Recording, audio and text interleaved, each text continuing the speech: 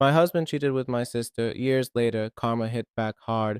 I found out my husband was cheating with my sister, divorced him, and went no contact with my toxic family.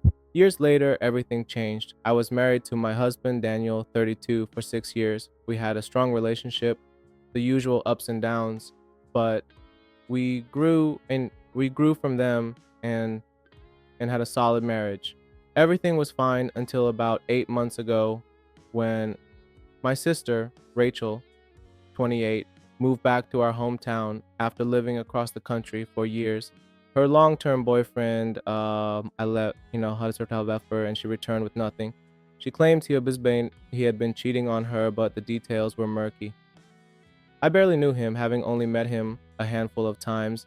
When I attempted to reach out to him for clarity, I found I was blocked, so I let it go. Rachel initially moved back in with our parents, Linda and Greg. She struggled to find work, so I suggested that maybe Daniel could help her out since he had influence at his company. He did, and she landed a position in his department, her field of expertise.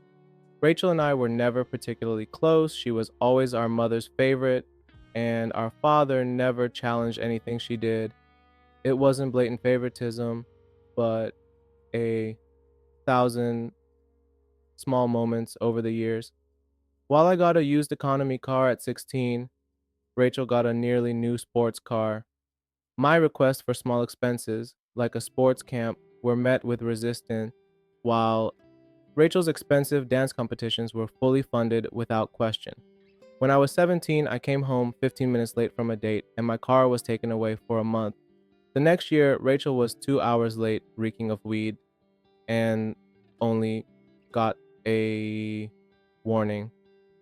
When she left for college, I wasn't exactly heartbroken. Despite our strained past, she started spending more time at my house, which I initially thought was an effort to bond. Then I noticed how familiar she and Daniel were becoming. They had long conversations, inside jokes, and when I tried to join in, I was brushed off with, "It's a work thing." A month into this, I started coming home to find Rachel already at my house, alone with Daniel. I worked later hours than him, and when I asked, he said they were discussing work. Then came the first red flag I couldn't ignore. I always made the bed a certain way, with the pillow openings facing outward. One day, after Rachel had visited, I noticed two pillows were reversed. When I asked Daniel if he had been in bed, he looked startled but denied it. I checked his phone and laptop but found nothing. Then again, if they saw each other every day, why would they need to text? 2 weeks later, at a family dinner, I caught something. Rachel lightly grabbed Daniel's arm, whispered something to him, and they briefly touched foreheads before he pulled away. She smirked at me.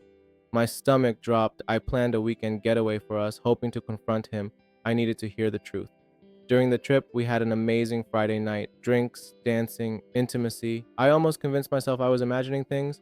But the next morning, I asked him outright, "Are you having an affair with my sister?" He teared up and said, "Yes." Everything inside me shattered. I asked why. He claimed they just clicked, and before he knew it, one thing led to another. When I demanded to know if they had slept together in our bed, his silence confirmed everything. I walked out with nothing but my purse. He came home hours later, packed his bags, and left for a hotel. The next day, I told my parents. They already knew. 3 months later, our divorce was nearly finalized. Daniel found an apartment, and Rachel moved in with him. I only contacted him regarding the divorce. He initially said I could keep everything, likely guilt driven, but a few days later, he changed his mind. I suspected Rachel was influencing him. Luckily, I had already secured my savings. Rachel was cruel throughout. She tagged me in a Facebook post, her and Daniel, with him kissing her cheek, captioned, "Feeling loved." Then she texted me, "Oops, didn't mean to tag you. No hard feelings, right? You'll meet your soulmate someday, too." I blocked her. I blocked them both. My parents weren't any better. At first, they acted sympathetic, but when I told them I was cutting off Rachel and Daniel, my mother said, "It shouldn't have happened this way, but your sister deserves happiness too." That was the last straw. I went completely no contact with them. I sold the house, moved to another state, and didn't tell anyone where I was going. I was done.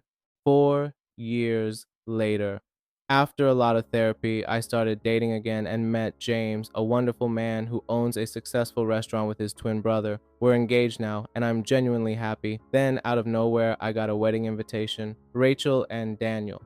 Inside was a letter from my parents urging me to forgive them, insisting that family works through problems. They even claimed Rachel wanted me as a bridesmaid, just like she was for me. I ignored it. But then, months later, Daniel showed up at my apartment. Rachel and I are divorcing, he said. She was unfaithful. I'm so sorry for everything. Can we talk? I laughed in his face. No closure, no forgiveness. You made your bed, literally. Now lie in it. I walked away, locked my door, and called my landlady. Her nephews, who helped maintain the building, made sure Daniel knew he wasn't welcome back. The next night, he showed up at James's restaurant trying again. James, recognizing him from photos, immediately offered to kick him out. But I had one question. What happened between you and Rachel? Turns out she had been cheating the entire marriage. Old habits die hard. When I asked if he had lost half his assets in the divorce, he smirked. I stuck it out long enough to hide money and assets. She barely got anything. Then he revealed something I had been hoping for. Rachel was back living with my parents. Satisfied, I told him, "Thanks. That's all I wanted to hear. Get out." James reinforced my words, and Daniel left humiliated.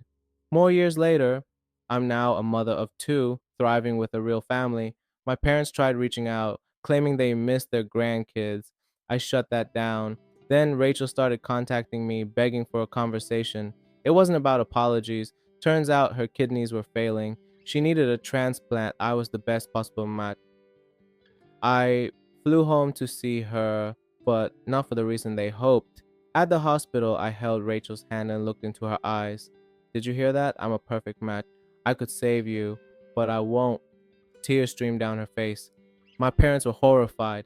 You are the most vile, narcissistic person I've ever known, and now you're paying for it with your life. Make peace with that. I turned and left, never looking back. Now I'm home, where I belong, with my real family living my best life.